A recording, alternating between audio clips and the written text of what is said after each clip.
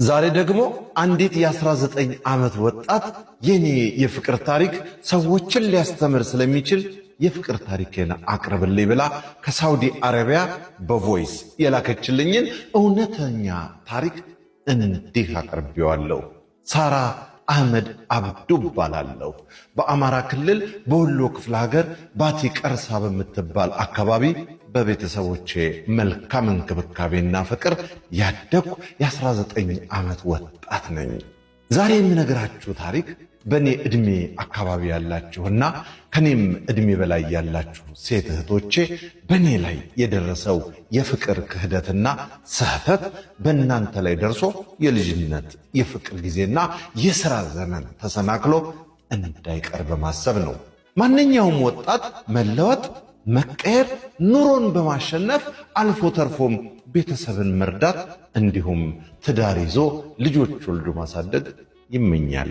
እኔም የዚህ አይነት ህልም ካላቸው እህቶቼ አንዷ በመሆኔ የዛሬ 2 ዓመት ገደማ ወደ አረብ ሀገር ሳውዲ አረቢያ ተጓዝኩ። ማዳም ቤት ገብቼ ስራዬን ጀመርኩ። መቼም በማዳም ቤት ያለውን የሥራ ጫና ሁላችሁም እህቶቼ ታውቁታላችሁ። እላይ ስንወጣ እታች ስንወርድ እንውልና ይመሽና ማታ አልጋችን ላይ አረፍ ብለን ሶሻል ሚዲያዎችን እንቃኛለን። በዚህ አጋጣሚ ነው ከአንድ ሰው ጋር ተዋውቀን ቅርርብ የጀመርነው። እንዲህ እያለ ግንኙነታችን እየቀጠለ ተጓዘና ለመጋባት ወስነን እኔንም ከማዳም ቤት አስወጥቶኝ ማረፊያ ቤት አስቀመጠኝ። ለመጋባት ወስነን ሀገር ቤት ላሉ ወላጆቼ ሽምግልና ተላከ። ጋብቻውም ተቀባይነት አግኝቶ ሕይወት ቀጠለ። በዚህ ሁኔታ ውስጥ እያለን ነው ለአንዳንድ ጉዳዮች ከቦታ ወደ ቦታ ስንንቀሳቀስ ከአንድ ቆንጅዬ ሰው ጋር የተዋወቅኩት። በዚህ አጋጣሚ ሳልነግራችሁ ማለፍ የማልፈልገው ነገር ሽምግልና ልኮ ላገባው ከወሰንኩት ሰው ጋር ምንም አይነት የፍቅር ስሜት የለኝም። እንዲያውም ትዳር ይዤ ለመቀመጥና ማዳም ቤት ውስጥ ጉልበቴ እየተበዘበዘ እንዳልኖርና በተጨማሪም በየጊዜው ካላገባሁሽ እያለ ከመጨጨቅና ከሚልክብኝ የማስፈራሪያ ቃላቶች ለማምለጥ በማሰብ እንጂ ካቆምኩበት ልቀጥል። ሁለተኛ ከተዋወቅኩት ቆንጆዬ ሰው ጋር መገናኘትና መቀራረብ የየዕለት ስራችን መሆን ከጀመረ ውሎ አደረ። ከመጀመሪያው ሰው ጋር ደግሞ ግጭቶችና አለመግባባቶች እየጨመሩ መጡ። በሌላ በኩል ጋብቻችንን ለማድረግ ሀገር ቤት ድግሱ እየተጧጧፈ ነው። ነገር ግን አንድን ወንድ ሴት ልጅ ካላፈቀረችው ወንዱ ብቻውን ማፍቀሩ ዋጋ ቢስ ነውና ለጋብቻ ሽማግሌ የላከውን ሰው ፈጽሞ ጠላሁትና ሁለተኛ ከተዋወቅኩት ሰው ጋር ቅልጥ ያለ ፍቅር ውስጥ ገባሁ። ነገር ግን በሰላም ተረጋግተሽ ኑሪ ተብሎ ያልተፈቀደላት ሴት ነኝና እንደገና ሌላ ችግር ውስጥ መግባት ጀመርኩኝ። አንድ ቀን ይሄ የማፈቅረው ሰው ወደ አንድ ቦታ ብቻዬን ከሚሄድ አብረን እንሄድ ብሎ ሲጠይቀኝ እሺ ብዬው ሄድኩኝ።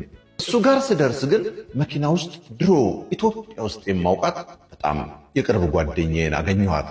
ከዚህ ከማፈቅረው ሰው ጋርም ይተዋወቃሉ። እናም ሰላም ተባባል። የምንሄድበት ደርሰን ከተመለስን በኋላ ሌላ ቀን እቤት የመጣ ስለማፈቅረው ሰው የህይወት ታሪክ አጣርቼ እንደሆነ ጠየቀችኝ። መልሴ ግን አላጣራሁም የሚል ነበር።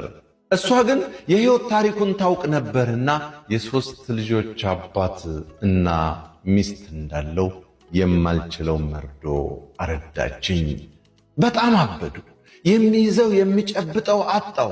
ምድር ተሰንጥቃ ብትውጠኝ መረጥኩ። ራሴን እስከ ማጥፋት ደረስኩ። እንዲያውም የሆነ ጊዜ ክሎሮክስ የሚባል መርዝ ሁሉ ጠጥቼ ነበር፣ ግን አልተሳካልኝም። ፈጽሞ ያልጠበቅኩትና ያልጠረጠርኩት ነው የሆነው። ምክንያቱም በተደጋጋሚ ከኔ በፊት ስለነበረው ሕይወት ጠይቄው የሰጠኝ መልስ ብቻውን እንደሆነና ከሌላ ሴት ጋር ግንኙነት እንደሌለው ነበር። ልብ በሉ ወዳጆቼ። በሌላ በኩል ደግሞ አገር ቤት ሽማግሌ የላከውን ሰው ለማግባት የሰርጉ ዝግጅት እንደቀጠለ ነው። እኔ ደግሞ እዚህ በፍቅርና በክህደት አብጃለሁ። ሽምግልና የላከው ሰው በየጊዜው ጋብቻችን እውን እንዲሆንና እንደሚያፈቅረኝ በየጊዜው ይነግረኛል። መልሴ ግን አይሆንም ነው። እሱ ግን በተደጋጋሚ ይለምነኛል፣ ያለቅሳል፣ በጓደኞቹ ያስለምነኛል። የምትፈልጊውን ላድርግልሽ ይላል። ሲብስበት በጣም ታማሚ ሆነ። ለመጨረሻ ጊዜ እንዲተወኝና ሌላ የማፈቅረው ሰው እንዳለኝ ነገርኩት። ተስፋ ቆረጠ። ወደ ኢትዮጵያም ለመመለስ ወስኖ በባህር ጉዞውን እያደረገ የመንን አልፎ ጅቡቲ ድንበር ላይ ጀልባ ሰምጦ ሕይወቱ ማለፉን ሰማሁ። አዘንኩ፣ ደነገጥኩ፣ አለቀስኩ። የእሱ የተወሰኑ ቤተሰቦቹ እዚህ ሳውዲ ይኖራሉ፣ በአንቺ ምክንያት ነው የሞተው እያሉ አላስቀምጣሉኝ። ነገሮች ተቀያየሩብኝ። ሥራ መሥራት አልቻልኩም።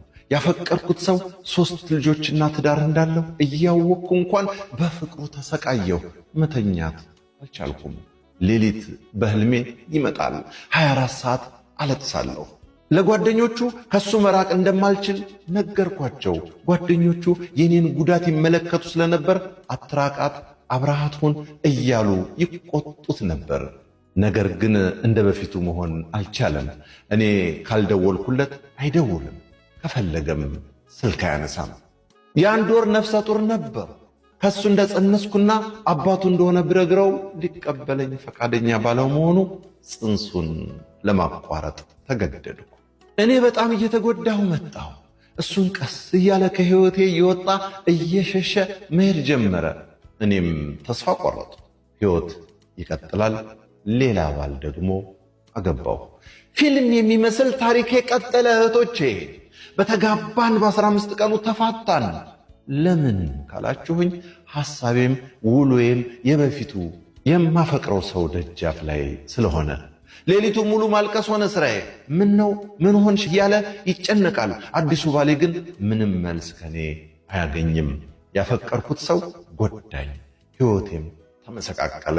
ሥራ መስራት ካቆምኩ አሁን 5 ወር ሞላኝ። መጀመሪያ ላገባው በነበረው ሰው ሞት እና ለሰርጉ ከፍተኛ ወጪ አውጥተው የኔን ሰርግ ሲደግሱ የነበሩ ቤተሰቦቼ በተፈጠረው ነገር አዝነው ሁሉም አያናግሩኝም።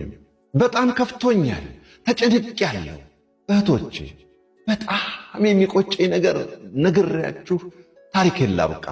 የጸነስኩት ልጅ ማቋረጤና ከቤተሰቦቼ መቀየሜ እጅግ ያስቆጨኛል። የ17 የ18 የ19 ዓመት ወጣት ሴት እህቶቼ ከኔ ምን ተማራችሁ? አትቸኩሉ፣ ሁሉም ጊዜ አለው። እንዳትሰበሩ ተጠንቀቁ። እኔ በሕይወት ለመኖር 2 ዕድሎች አሉኝ። ቤተሰቦቼ ይቅር ሲሉኝና እንደገና አፍቅሬ ወልጄ ከብጄ መኖር ከቻልኩ። የተወደዳችሁ ቤተሰቦቼ በዚህ አጋጣሚ ሁላችሁንም ይቅርታ ጠይቃለሁ። ሳራ አህመድ አብዱ እባላለሁ። አበቃው። በለጠ ሸቴ ዘሀገረ ኢትዮጵያ እንዳቀረበው